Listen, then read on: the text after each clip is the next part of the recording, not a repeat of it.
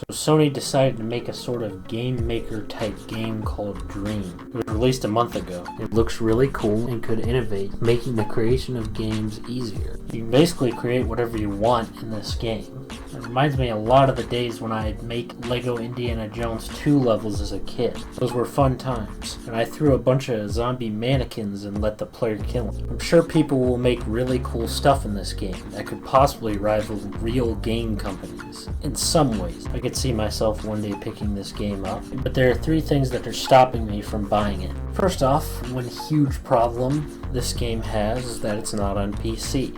A lot of people will ask me, why does this matter?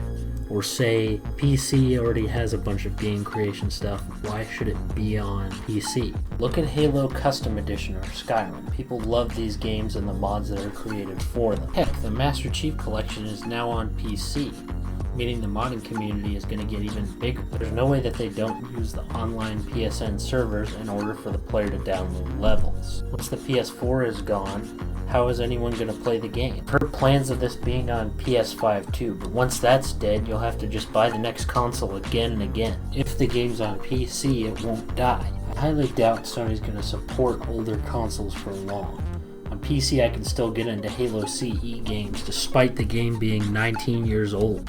To illustrate this problem, I'll talk about the life cycle of other creation games. Scribblenauts was a really cool game because you could make and download levels. Problem is, it was on the Nintendo DS and that system died. Sure, they kept releasing newer games, but those also ended up dying anyway, meaning you had to spend money for more games and consoles while the older ones would just die out. Another game you can look at is Little Big Planet. It was a great series where you can basically create your own games. People made amazing things in these games. They made 3 games which all died out at this point.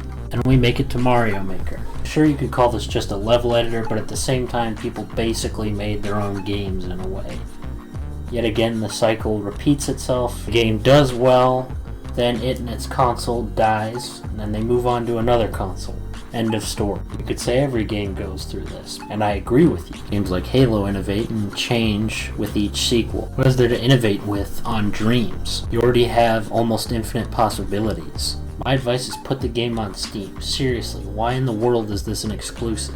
Lastly, here's another problem this game could have. This is not a problem for everyone, including me. When you make a game, it's nice to know you'll be paid for it. This gives the creators the incentive to keep going. I'm okay with making stuff and not getting paid for it. I don't get paid for YouTube since I don't turn on the monetization feature. It's my hobby, so what's the point? Once you get paid, you start following the trends on YouTube, which is boring to me.